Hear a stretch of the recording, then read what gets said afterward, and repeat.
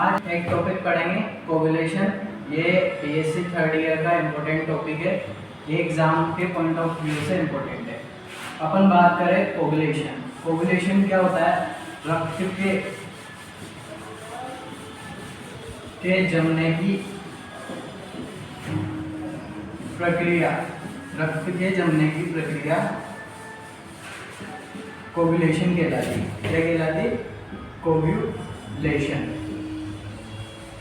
इसमें होता क्या है, पहले इसके बेसिक्स की बात करें तो अपन जानते हैं फॉर्म्ड एलिमेंट होते हैं जिसमें डब्ल्यूबीसी, आरबीसी और प्लेटलेट सेल्स होती है। तो एक सेल्स होती है जिसको अपन बोलते हैं थ्रोम्बोसाइट्स। ये थ्रोम्बोसाइट्स क्या होती है? प्लेटलेट्स होते हैं। ये थ्रोम्बोसाइट क्या होते हैं? प्लेटलेट्स होते हैं। ये जो थ्रोम्बोसाइट है इसमें जो साइट्स वर्ड है इसका मतलब होता है सेल्स। जिस भी वर्ड के पीछे साइट्स आ जाए उसका मतलब होता है सेल्स। और ये जो थ्रोम्बो वर्ड है ना, ये ग्रीक वर्ड से लिया गया है। इसका मतलब होता है थ्रोम्बस। और इस थ्रोम्बस का मतलब मीन होता है क्लॉट। क्या होता है? क्लॉट। तो अपने जो थ्रोम्बोसाइट सेल्स होती है ना, इनका मेन फंक्शन क्या होता है? इनका जो मेन फंक्शन होता है ना, ब्लड के कोगुलेशन में होता है। Blood of coagulation. ये क्या करती है? ब्लड को कोगुलेशन कराती है ना, ब्लड का थक्का जमाती है। तो पहले अपन बात करें तो इन थ्रोम्बोसाइट का निर्माण कैसा होता है? जो अपनी बोन्स होती है, अपनी बोन्स में क्या होता है? बोन मैरो होती है। बोन्स के अंदर ये जो बोन मैरो होती है ना, इनके अंदर एक तो होती है रेड बोन मैरो और एक होती है येलो बोन मैरो। और ये जो वाला पार्ट होता है, ये वाला मिड वाला पार्ट, ये होता है स्पॉन्जी पार्ट होता है। इसमें क्या होती है? स्टेम सेल्स होती है। तो जो प्लेटलेट्स होती है ना, इन प्लेटलेट्स का फॉर्मेशन इन प्लेटलेट्स का जो फॉर्मेशन होता है ना, वो रेड बोन मैरो में होता है। कहाँ पे होता है? रेड बोन मैरो में। रेड बोन मैरो में जो इनमें एक सेल्स प्रेजेंट होती है जिसका नाम है मेगाकैरियोसाइट सेल्स। इस बोन मैरो के अंदर क्या होती है? जो रेड बोन मैरो होती है, रेड बोन मैरो के अंदर जो सेल्स होती है वो होती है, उनका नाम है मेगाकैरियोसाइट। मेगा मींस यानी होता है लार्ज यानी बड़ा, और कैरियन यानी केंद्र, साइट यानी कोशिका। तो इन मेगाकैरियोसाइट कोशिकाओं के विखंडन यानी इनके टूटने से, इन मेगाकैरियोसाइट के टूटने से क्या होता है?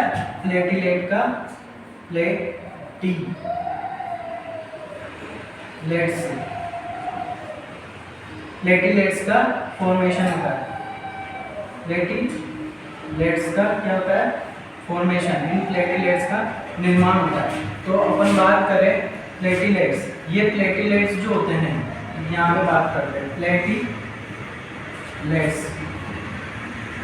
ये प्लेटलेट्स क्या है? ये प्लेटलेट्स सेल ना होकर सेल के टुकड़े होते हैं। सेल ना होकर क्या होता है? सेल फ्रेगमेंट होता है। फ्रेगमेंट। इनका निर्माण किससे हुआ? मेगाकैरियोसाइट कोशिकाओं के विखंडन यानी इनके टूटने से। तो ये कोशिकाएं क्या हो जाती है? टूट जाती है। तो ये बनती है ऐसी कोशिका, इनको बोलते हैं अपन प्लेटलेट। तो प्लेटलेट सेल ना होकर क्या होता है? सेल के टुकड़े होते हैं। अगर इनकी बात करें तो इनकी जो स्ट्रक्चर होती है ना, इरेगुलर होती है। इरेगुलर का मतलब अनियमित शेप की स्ट्रक्चर होती है। इरेगुलर होती है ये, और इन्यूक्लिएटेड होती है। इन्यूक्लिएटेड होती है। और ये जो होती है ना, स्टिकी होती है। कैसी होती है? स्टिकी का मतलब होता है ये जो सेल्स होती है ना, एक दूसरे में क्या होती है? चिपक जाती है। ऐसे एक दूसरे के अंदर क्या हो जाती है? चिपक जाती होती है। चिप होती है ये सेल्स, और इरेगुलर तो होती है। तो इसकी बात करते हैं तो इनका जो सेल्स, ये जो सेल्स है, इनका मेन रोल क्या होता है? कोगुलेशन में होता है। कोगुलेशन में इनका मेन रोल होता है। इनका प्लेटलेट्स सेल्स का। तो अपन बात करते हैं, इसको एक डायग्राम के थ्रू समझते हैं। ठीक है। अभी स्टार्ट मत करना, ये लिख देता हूँ। पढ़ रहे हैं, है ना। अपन टॉपिक पढ़ रहे हैं कोगुलेशन में। क्या होता है कोगुलेशन की मैकेनिज्म होती है। ये क्या है, अपने ब्लड वेसल से मान लो अपन कोई भी वर्क कर रहे हैं, उस टाइम पे अपने चोट लगी तो क्या होगी, ब्लड वेसल्स में इंजरी होगी, मतलब टिश्यू इंजरी होगी। टिश्यू इंजरी होगी तो ब्लड क्या होगा, यहाँ से बाहर निकलेगा। जहाँ पे टिश्यू इंजरी हुई ना, जैसे यहाँ से ये कट गया तो क्या होगी, यहाँ से ब्लड बाहर निकलने लग जाएगा। जैसे ये यहाँ से ब्लड बाहर निकल रहा है तो जैसे टिश्यू इंजरी हुई तो सबसे पहले अपने ब्लड में कौन से सेल्स दौड़ती है, प्लेटिलेट्स। इन प्लेटिलेट्स का मेन फंक्शन क्या होता है कि क्लोटिंग को प्रिवेंट करना है, यानी ब्लड को जमने से रोकना। ब्लड को जमने से मतलब ब्लड को रक्त का थक्का बनाना है इसका। तो सबसे पहले यहाँ पे कौन सी सेल्स आएगी, प्लेटिलेट सेल्स। ये प्लेटिलेट सेल्स की अपन ने बात कर ली है कि ये कैसी स्ट्रक्चर होती है, इनकी इरेगुलर स्ट्रक्चर होती है। इरेगुलर स्ट्रक्चर होने के कारण ये एक दूसरे में क्या हो जाएगी, इंटेंगल हो जाएगी, मतलब मिक्सड हो जाएगी। और इन ये कैसी सेल्स होती है, स्टिकी सेल्स होते हैं, चिपचिपे सेल है तो एक दूसरे में क्या हो जाएंगे, चिपक जाएंगे यहाँ पे आके, जहाँ पे टिश्यू इंजरी हुई तो क्या होगी, यहाँ पे ब्लॉकेज होगी। ये जो ब्लॉकेज होती है ना, इसको बोलते हैं टेम्परेरी ब्लॉकेज। मतलब अभी भी क्या हुआ, रक्त का बहना बंद नहीं हुआ, मतलब धीरे धीरे यहाँ से क्या हो रहा है, अभी भी ब्लड निकल रहा है। तो यहाँ पे क्या होता है, अपन जानते हैं कि ब्लड के अंदर एक नेचुरल एंटीकोगुलेंट होता है। क्या होता है, एंटीकोगुलेंट होता है, जिसका नाम है हिपेरिन। ये हिपेरिन क्या होता है, ब्लड के अंदर प्रेजेंट होता है, जो ब्लड को क्या करता है, जमने से रोकता है। लेकिन जब ब्लड बाहर आता है तो ब्लड के साथ क्या आता है, हिपेरिन भी बाहर आता है। जैसे हिपेरिन बाहर आएगा, ये एयर के कांटेक्ट में आता है तो इसमें क्या हो जाता है, ऑक्सीडेशन हो जाता है। ये कैसा हो जाता है, इनएक्टिव हो जाता है, निष्क्रिय हो जाता है। तो यहाँ से क्या होता है, परमानेंट क्लोटिंग स्टार्ट होती है। तो हिपेरिन क्या हो गया, इनएक्टिव हो गया, तो यहाँ से क्या होगा, परमानेंट क्लोटिंग स्टार्ट होगी। तो सबसे पहले क्या हुआ था, टिश्यू इंजरी हुई, और टिश्यू इंजरी हुई तो प्लेटिलेट सेल्स क्या हो गए, रप्चर। रप्चर का मतलब होता है, ये सेल्स जो होते हैं ना, प्लेटिलेट सेल्स कैसे होते हैं, डेलिकेट सेल होते हैं। डेलिकेट सेल, डेलिकेट सेल्स का मतलब क्या होता है, ये जो सेल्स यहाँ पे आके चिपके थे, ये क्या होते हैं, कुछ टाइम के बाद टूटने लग जाते हैं यहाँ से। डेलिकेट से सेल होते हैं, यानी ब्लड अभी भी क्या आ रहा है, बाहर आ रहा है। तो इस ब्लड को बाहर अभी भी निकल रहा है, तो इसको रोकने के लिए क्या होता है, ब्लड के अंदर फ्लोटिंग मैकेनिज्म चलती है। तो इसमें क्या होता है, प्लेटिलेट सेल्स क्या होगी, रप्चर होगी, यानी टूटने लग गई। तो ये क्या करती है, प्लेटिलेट सेल्स जो होती है ना, दे विल रिलीज प्रोटीन, एक प्रोटीन का सिक्रेशन या रिलीज करती है। इसका नाम है थ्रोम्बोप्लास्टिन। ये थ्रोम्बोप्लास्टिन जो होता है ना, ये क्या होता है, क्लोटिंग फैक्टर होता है। ये जो थ्रोम्बोप्लास्टिन होता है ना, कैल्शियम आयन के प्रेजेंट में कन्वर्ट हो जाता है थ्रोम्बोकाइनेज में। ये क्या होता है, थ्रोम्बोकाइनेज, ये भी एक क्लोटिंग फैक्टर एंजाइम होते हैं थ्रोम्बो। और ये जो प्रोथ्रोम्बिन है, ये प्रोथ्रोम्बिन क्या होता है, फ्लोटिंग फैक्टर होता है। ये फ्लोटिंग फैक्टर जो होते हैं ना, ये फ्लोटिंग फैक्टर क्या करते हैं, इस फ्लोटिंग को प्रिवेंट करते हैं, मतलब रक्त को जमाने में हेल्प करते हैं। तो ये प्रोथ्रोम्बिन है। प्रो वर्ड जिस भी टर्मिनोलॉजी के आगे आ जाए, मतलब ये क्या है, इनएक्टिव है। ये इनएक्टिव प्रोथ्रोम्बिन को ये थ्रोम्बोकाइनेज एंजाइम क्या करता है, एंड एक्टिव थ्रोम्बिन में कन्वर्ट कर देता है, एक्टिव थ्रोम्बिन में। और ब्लड प्लाज्मा के अंदर, ये अपनी ब्लड वेसल से यहाँ पे क्या है, प्लाज्मा भी है, ब्लड प्लाज्मा। तो ब्लड प्लाज्मा के अंदर प्रेजेंट होता है फिब्रिनोजन, जो सबसे बड़ा प्लाज्मा प्रोटीन होता है, क्लोटिंग फैक्टर होता है। ये क्या होता है, मोनोमर के फॉर्म में होता है, मोनोमर होता है, मतलब इसकी एक एक लग इकाइयाँ आपस में जुड़ के कन्वर्ट होती है पॉलीमर में।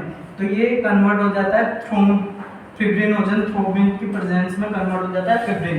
और ये फिब्रिन क्या होता है, पॉलीमर होता है। फिब्रिन क्या होता है, पॉलीमर।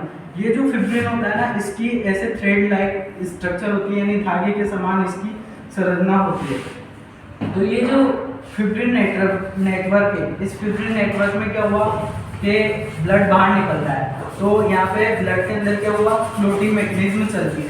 तो अपन जानते हैं कि ब्लड के अंदर क्या होता है, ब्लड में इन्फेक्शन होता है, यानी बहुत सारे डेड सेल्स, वायरस, बैक्टीरिया आके इस जो ये फिब्रिन नेटवर्क है, इसमें आके क्या होते हैं, वायरस, बैक्टीरिया, डस्ट सेल आके इसमें जम जाते हैं। तो इस फिब्रिन नेटवर्क और इन डेड सेल को कंबाइंड संयुक्त रूप से अपन क्या बोलते हैं, क्लोट या थ्रोम्बस। क्या बोलते हैं, क्लोट या थ्रोम्बस।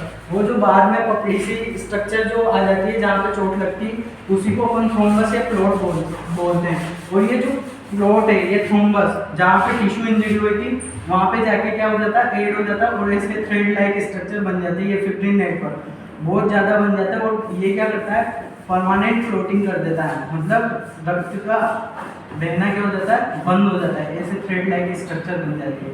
ये इसकी फ्लोटिंग मैकेनिज्म है, ये परमानेंट क्या हो जाता है, ब्लड बहना बंद हो जाता है।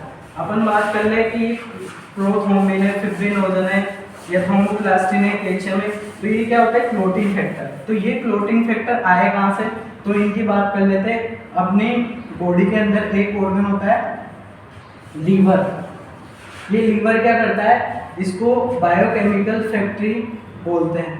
इसका सबसे मेन फंक्शन है, इसका अपनी बॉडी में बहुत सारे वर्क को रेगुलेट करता है। तो इसका एक वर्क क्या होता है, ये क्लोटिंग फैक्टर जो होते हैं ना, उनका फॉर्मेशन करता है, यानी निर्माण करता है।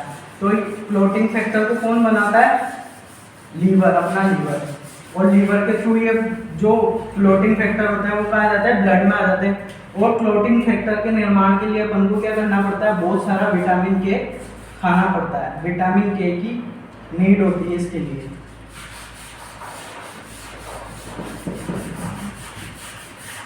इसमें जो अपन ने क्लोटिंग फैक्टर यूज किए हैं उनमें से कौन कौन सा है, सबसे पहले जो ये है थ्रोम्बोप्लास्टिन, ये भी क्या है, क्लोटिंग फैक्टर है। यहाँ पे जो कैल्शियम आयन है ये क्लोटिंग फैक्टर है। प्रोथ्रोम्बिन क्लोटिंग फैक्टर है, फिब्रिनोजन क्लोटिंग फैक्टर है। ऐसे कुल टोटल 13 क्लोटिंग फैक्टर होते हैं, जिनमें से अपन ने 4 क्लोटिंग फैक्टर को यहाँ यूज किया है। ये जो वाली मैकेनिज्म है ये 10 नंबर के क्लोटिंग फैक्टर पे आधारित है, जिसका नाम है स्टुअर्ट फैक्टर। स्टुअर्ट फैक्टर ये टोटल कितने होते हैं, इनकी बात करें तो ये टोटल 13 होते हैं, जिनमें से मेन होता है स्टुअर्ट फैक्टर 10वां वाला। इसकी ये मैकेनिज्म होती है।